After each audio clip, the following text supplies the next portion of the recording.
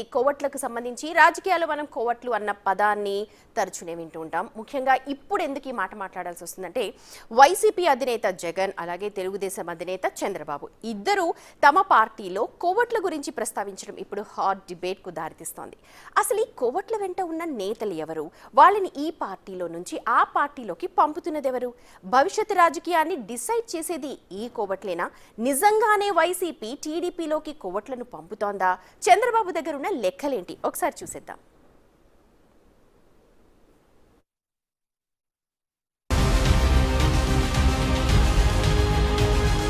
Politics ఎప్పుడెలా divert అవుతాయో చెప్పలేం. ఈసారి ఏపీ రాజకీయం కోవట్ల వైపు డైవర్ట్ అయింది. ఆంధ్ర రాజకీయాల్లో ఈ కోవట్ల అంశం తీవ్ర చర్చకు దారితీసింది. ప్రధానంగా ఎన్నికల తర్వాతి పరిణామాలు, పార్టీల అంతర్గత సమీక్షలు, భవిష్యత్ వ్యూహాలే ఈ తరహా చర్చలకు కారణంగా చెబుతున్నారు. ఓ పార్టీ అధికారాన్ని కోల్పోయినప్పుడు, భారీ నష్టాన్ని చూసినప్పుడు అంతర్గతంగా ఎవరు సరిగా పనిచేయలేదు, ఎవరు ప్రత్యర్థి పార్టీలకు సహకరించారు అనే చర్చ మొదలవుతుంది. ఇందులో భాగంగానే కోవట్లని ఆరోపణలు పొలిటికల్ స్క్రీన్ మీదకు వస్తాయి. ఇప్పుడు ఆంధ్ర పాలిటిక్స్ లో కనిపిస్తున్న సీన్లు కూడా ఇవే. గత ఎన్నికల్లో వైసీపీ ఘోర ఓటమి తర్వాత వైఎస్ జగన్ పార్టీ అంతర్గత సమీక్షలు నిర్వహించారు.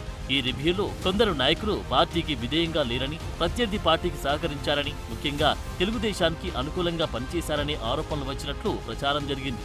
ఈ క్రమంలోని పార్టీలో కీలక నేతగా ఉన్న విజయసాయిరెడ్డిని ఉద్దేశించి ఆయన చంద్రబాబుకు లొంగిపోయారని కామెంట్ చేశారు. కోవట్గా వ్యవహరించారని అర్థం వచ్చేలా ఈ వ్యాఖ్యలున్నాయి.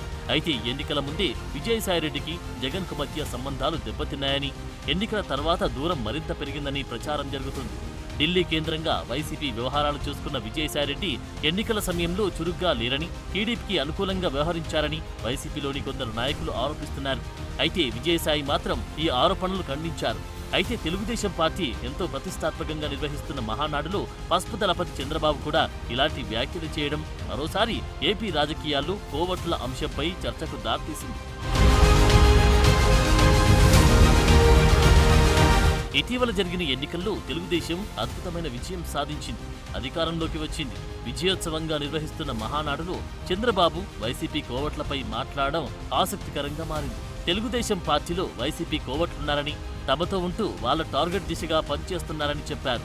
ఇలాంటి తప్పుడు పనులు చేస్తే వారిని వదిలిపెట్టనని హెచ్చరించారు. వలస పక్షులు వస్తాయిపోతాయి, కానీ నిజమైన కార్యకర్తలు శాశ్వతంగా ఉంటారని చంద్రబాబు చెప్పడం హాట్ టాపిక్ గా మారింది. హత్యలు జరిగితే నాకు అనుమానం వచ్చింది. ఇప్పుడు నేను ఎవరిని నమ్మడం లేదు. ప్రతి ఒక్క విషయాన్ని కూడా సందేహం పెట్టుకొని మనసులో వేరే విధంగా నేను ఆలోచించి ఎవరు చేశారని ఆలోచించే పరిస్థితికి వచ్చాను.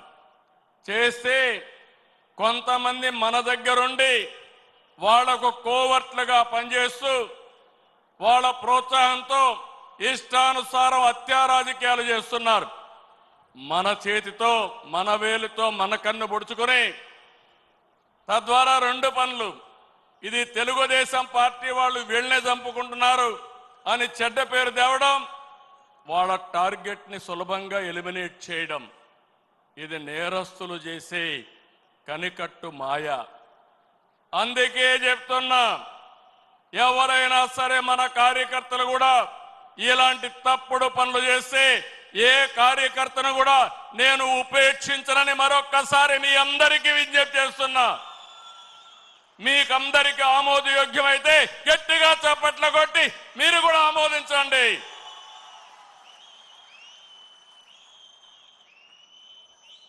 నేరస్తులు కబద్దార్, నా దగ్గర మీ ఆటలు సాగనివ్వను.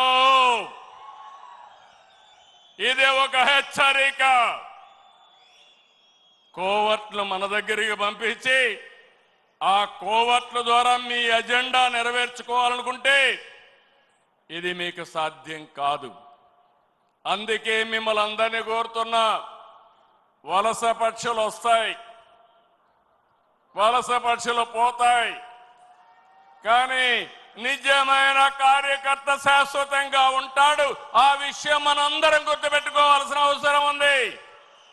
కోవట్లపై చంద్రబాబు చేసిన వ్యాఖ్యలకు వైసీపీ కూడా కౌంటర్ ఇచ్చింది. టీడీపీ ఎన్టీ రామారావు నాయకత్వంలో ఉన్నప్పుడు కాంగ్రెస్ నుంచి వచ్చి తెలుగుదేశంలో చేరిన అతిపెద్ద కోవట్ చంద్రబాబేనని విమర్శించారు వైసీపీ నేత పేర్ని నాని. వైసీపీ విమర్శలు ఎలా ఉన్నా కోవట్లపై చంద్రబాబు ఈ స్థాయిలో ఆగ్రహం వ్యక్తం చేయడానికి కొన్ని కారణాలు కనిపిస్తున్నాయి.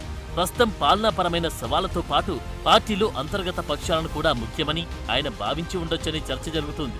కొందరు నేతలు వైసీపీతో గతంలో మంచి సంబంధాలు కలిగి ఉండడం, కింది స్థాయిలో ఇప్పుడు వైసీపీ నుంచి చేరికలు జరుగుతూ ఉండడంతో కోవట్లపై ఇలా మాట్లాడి ఉంటారని టాక్ వినిపిస్తుంది.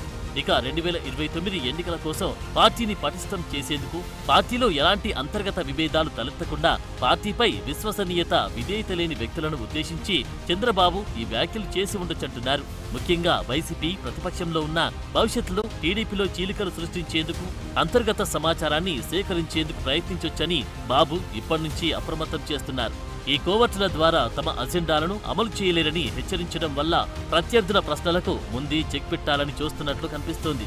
ఇదే సమయంలో పార్టీ కార్యకర్తలు, నాయకులు కోవట్ల పట్ల అప్రమత్తంగా ఉండాలని, పార్టీకి నిజమైన విధేయత ఉన్న వారికి భవిష్యత్తులో ప్రాధాన్యత ఉంటుందని సందేశం కూడా చంద్రబాబు ఇచ్చారు. మొత్తంగా కోవట్ల అంశం ఏపీలోని 2 ప్రధాన రాజకీయ పార్టీలైన తెలుగుదేశం, వైసీపీలోని అంతర్గత రాజకీయాలు, భవిష్యత్ వ్యూహాలను సూచిస్తోంది.